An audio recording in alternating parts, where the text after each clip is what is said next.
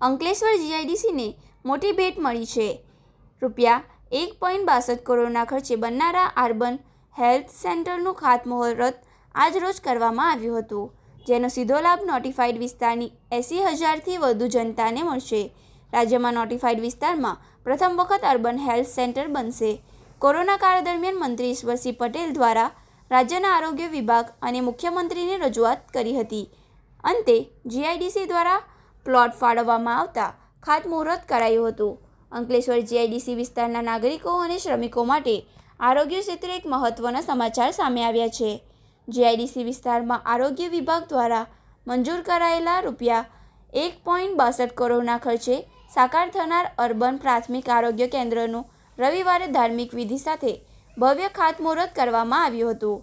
જળસંપત્તિ મંત્રી ઈશ્વરસિંહ પટેલના સતત પ્રયાસોના પરિણામે આ મહત્વપૂર્ણ પ્રોજેક્ટને મંજૂરી મળી છે. આ આધુનિક અર્બન પ્રાથમિક આરોગ્ય કેન્દ્ર કાર્યરત થતાં જ અંકલેશ્વર જીઆઈડીસી વિસ્તારના અંદાજે 70,000થી 80,000 સ્થાનિક નાગરિકો તેમજ અહીંના વિવિધ ઉદ્યોગોમાં રાત દિવસ વૈતરું કરતા હજારો શ્રમિકોને ગુણવત્તાસભર, સસ્તી અને સુલભ આરોગ્ય સેવાઓનો સીધો લાભ મળશે. અત્યાર સુધીમાં સામાન્ય સારવાર માટે પણ દૂર જવું જરૂર પડતું હતું, જેમાંથી હવે મુક્તિ મળશે. આ શુભ પ્રસંગે નોટિફાઈડ ભાજપ પ્રમુખ જય તેરૈયા, નોટિફાઈડ બોર્ડ મેનેજમેન્ટના પૂર્વ ચેરમેન અશોક ચોવટિયા તેમજ તાલુકા હેલ્થ ઓફિસર ડૉક્ટર સુશાંત કોઠરવાલા સહિતના સ્થાનિક અગ્રણીઓ અને આરોગ્ય વિભાગના અધિકારીઓ ખાસ ઉપસ્થિત રહ્યા હતા. ઉપસ્થિત મહાનુભાવોએ આ મહત્વપૂર્ણ પ્રોજેક્ટનું કામ રેકોર્ડ બ્રેક સમયમાં ઝડપથી પૂર્ણ થાય, ટૂંક સમયમાં જ જનસેવા માટે સમર્પિત થાય તેવી શુભકામનાઓ પાઠવી છે. નમસ્કાર, હું ડૉક્ટર સુશાંત કઠોરવાલા, તાલુકા હેલ્થ ઓફિસર અંકલેશ્વર અને ઇન્ચાર્જ ADHO ભરૂચ.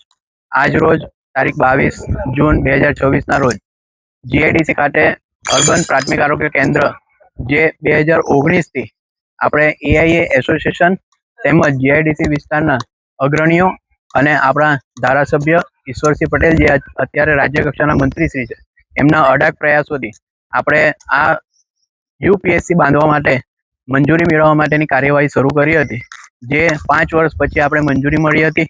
અને મંજૂરી બાદ હાલમાં આ મંજૂરી મળ્યા બાદ બાંધકામની કામગીરી શરૂ કરવામાં આવે છે, જે બદલ આજ રોજ અહીંયા ખાતમુહૂર્ત રાખવામાં આવેલું છે, જેમાં AIAના અગ્રણીઓ તેમજ આરોગ્ય વિભાગના કર્મચારીઓ, અધિકારીઓ હાજર છે અને આજ રોજ આ ખાતમુહૂર્ત કરવામાં આવેલું છે.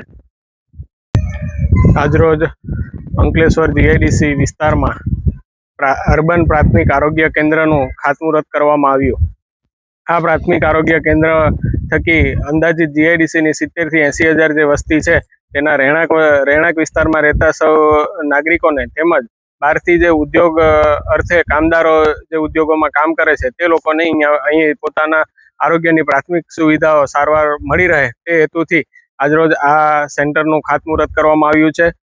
આ સેન્ટર ચાલુ કરવા માટે અગાઉ 2019-20માં notified area authority management board દ્વારા સરકારશ્રીને રજૂઆત કરવામાં આવી હતી કે અંકલેશ્વર જીઆઈડીસીનો આટલો મોટો રહેણાંક ઝોન હોવાના કારણે અહીં કોઈ આરોગ્ય કેન્દ્ર સરકારશ્રી દ્વારા ના ચાલતું હોવાથી અમને અહીં જગ્યા ફાળવી અને અહીં એક આરોગ્ય કેન્દ્ર ચાલુ કરવા માટે થઈને એક દરખાસ્ત કરવામાં આવી હતી. ત્યારબાદ આપણા ધારાસભ્ય અને ગુજરાત સરકારના માનનીય મંત્રી શ્રી ઈશ્વરસિંહ પટેલ સાહેબ અને ત્યારની એસોસિએશનની પેનલ નોટિફાઈડના સૌ પદાધિકારીઓ દ્વારા સતત રજૂઆત કરી અને ફોલોઅપ લઈ અને આજે 5 વર્ષ પછી આ આરોગ્ય કેન્દ્ર માટે જીઆઈડીસી દ્વારા જગ્યા ફાળવવામાં આવી અને આજરોજ એનું ખાતમુહૂર્ત કરવામાં આવ્યું હતું.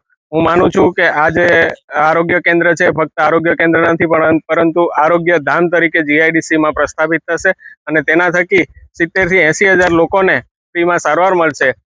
આ તબક્કે હું અહીં ઉપસ્થિત THO ડૉક્ટર સુશાંત સાહેબનો ખૂબ ખૂબ આભાર માનું છું અને તત્કાલીન બોર્ડના ચેરમેન શ્રી અશોકભાઈ ચોવટિયા કે જેમના કાર્યકાળ દરમિયાન આ એક નીમ નાખવામાં આવી હતી અને જે આજે સફળ થવા જઈ રહી છે એ બદલ એમનો હું ખૂબ ખૂબ આભાર વ્યક્ત કરું છું અને જીઆઈડીસીના સર્વે પદાધિકારીઓ તેમજ અધિકારીઓનો પણ આભાર વ્યક્ત કરું છું કે જીઆઈડીસીમાં જગ્યા ફાળવવામાં આવી.